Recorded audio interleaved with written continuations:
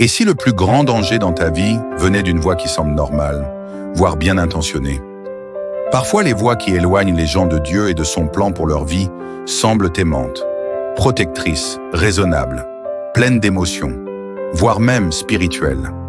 Dans la Bible, l'un des apôtres de Jésus, Pierre, a un jour parlé avec une telle révélation divine que Jésus a dit que cela venait de Dieu. Mais quelques versets plus tard, Jésus se tourne vers ce même Pierre et lui dit « Arrière de moi, Satan ». Pourquoi?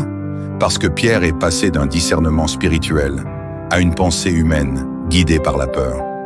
Dans Matthieu 16, 20 et 1 à 22, lorsque Jésus annonce qu'il doit souffrir et mourir, Pierre essaie de l'en empêcher en disant « À Dieu ne plaise, Seigneur, cela ne t'arrivera pas ». Pierre aimait Jésus, il voulait le protéger, mais de bonnes intentions peuvent quand même s'opposer au plan de Dieu, et ceci est encore un danger aujourd'hui. Certaines personnes s'éloignent de Dieu parce qu'elles écoutent des conseils émotionnels au lieu de la vérité. D'autres détruisent des relations, des carrières, des ministères et des destinées parce qu'elles suivent des voies rassurantes plutôt que la parole de Dieu. Le discernement ne consiste pas à se méfier des gens. Il consiste à reconnaître quand les émotions humaines, la peur, la pression ou la pensée du monde essaient de t'éloigner de la volonté de Dieu, même à travers des personnes que tu aimes. Car toute voix qui semble attentionnée n'est pas forcément juste. Et toute voix proche ne doit pas devenir une voix qui dirige ta vie. Dans cette vidéo, on va découvrir 5 exemples bibliques qui montrent l'importance du discernement, surtout quand les émotions, les relations ou la pression essaient de nous éloigner de la sagesse de Dieu. Commençons avec un homme dont la présence apportait la bénédiction partout où il allait, Joseph. Après que ses frères eurent vendu Joseph à des marchands égyptiens, il devint serviteur dans la maison de Potiphar en Égypte. La Bible dit qu'à cause de Joseph, Dieu bénit tout ce que possédait Potiphar. Sa maison prospérait, ses champs prospéraient et ses finances aussi. Mais ensuite vient une fausse accusation. La femme de Potiphar tenta de séduire Joseph à plusieurs reprises, mais Joseph refusa de coucher avec elle, car il craignait Dieu et était fidèle à son maître. Après avoir échoué, elle l'accusa faussement d'avoir voulu la violer. C'est ici que le discernement était crucial. Potiphar connaissait le caractère de Joseph. Il avait vu la bénédiction qu'apportait la présence de Joseph dans sa maison.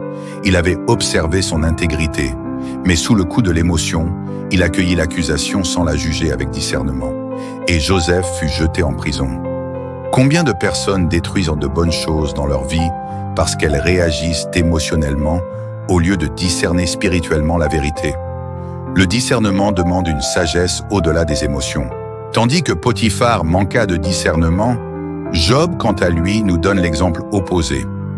Dans le livre de Job, versets 13 à 19, et Job 2, versets 7 à 8, il est écrit que Job avait tout perdu, ses richesses, ses serviteurs, ses enfants, sa santé. Et au milieu de cette souffrance, sa femme lui dit « Maudis Dieu et meurs ». Pensez-y, ce conseil ne venait pas d'un ennemi, il ne venait pas d'un étranger, il ne venait pas d'une personne éloignée de sa vie. Au contraire, il venait de la personne la plus proche de lui, son épouse, la femme qui avait vécu à ses côtés, la femme qui avait vu Dieu bénir leur maison, la femme qui connaissait la source de leur prospérité, la femme qui avait été témoin de la fidélité de Job envers Dieu. Et pourtant, dans un moment de douleur et de souffrance, ce fut elle qui lui conseilla d'abandonner Dieu. Mais Job fit preuve de discernement. Il avait compris que la souffrance peut pousser les gens à parler sans discernement. Et il lui répondit, « Tu parles comme une femme insensée. Quoi? Nous recevons de Dieu le bien et nous ne recevrions pas aussi le mal ?» Job refusa de laisser une voix émotionnellement blessée le séparer de Dieu, même lorsque cette voix venait de la personne la plus proche de lui. Combien de personnes s'éloignent de la vérité parce qu'elles acceptent, sans discernement, les paroles de ceux qu'elles aiment? Le discernement demande une sagesse au-delà des émotions et des relations proches. Voyons maintenant une histoire où l'impatience a remplacé le discernement. Dieu avait promis à Abraham et Sarah un fils. Mais les années passaient et Sarah devint impatiente. Elle proposa alors à Abraham de coucher avec Agar, sa servante, pour avoir un enfant. Au lieu de consulter Dieu, Abraham accepta. Le résultat? Conflit et tension dans la famille, rejet frustration et souffrance, une famille brisée. Pourquoi? Parce qu'ils ont essayé d'accomplir par eux-mêmes ce que seul Dieu pouvait accomplir en son temps. Le discernement attend Dieu même quand la pression dit « fais quelque chose maintenant ». Un autre avertissement puissant vient de la vie de Samson. Samson avait été choisi par Dieu et rempli d'une force surnaturelle. Mais il manquait de discernement dans ses relations. Dalila, sa femme, le pressa sans cesse de révéler le secret de sa force, et chaque fois qu'il se rapprochait de la vérité, la trahison suivait. Les signes étaient clairs, mais Samson faisait fi du discernement, car ses émotions l'aveuglaient. Finalement, il révéla son secret. Sa force le quitta, et ses ennemis le capturèrent. L'un des signes les plus clairs d'un manque de discernement, c'est lorsqu'une personne ignore des avertissements répétés à cause de l'attachement émotionnel. Et ce problème remonte jusqu'au jardin d'Éden. Dans le livre de la Genèse, Ève fut trompée par le serpent. Mais Adam fit un choix conscient. Dieu avait déjà donné l'ordre de ne pas manger de l'arbre de la connaissance du bien et du mal. Pourtant, Adam prit du fruit que sa femme lui donna et en mangea. Et par un seul acte de désobéissance, le péché entra dans l'humanité. Le problème n'était pas le mariage, le problème est l'absence de discernement. Adam plaça l'influence humaine au-dessus de l'ordre de Dieu. Et beaucoup font encore la même erreur aujourd'hui. Ils étouffent la conviction de Dieu parce qu'ils ont peur de décevoir quelqu'un de proche.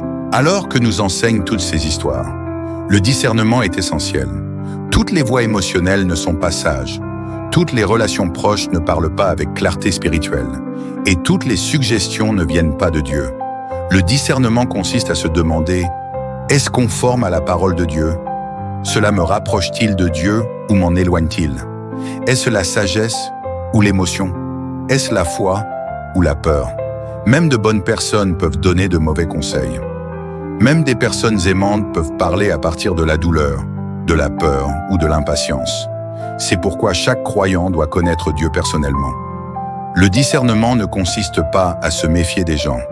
Il consiste à faire confiance à Dieu en premier. Joseph est resté fidèle. Job est resté fidèle. Et parce qu'ils ont exercé le discernement, Dieu les a préservés.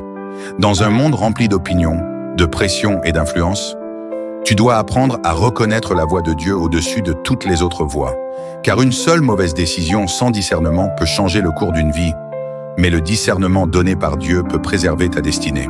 Si cette vidéo t'a béni, n'oublie pas de liker, de t'abonner et de la partager avec quelqu'un qui a besoin de ce message.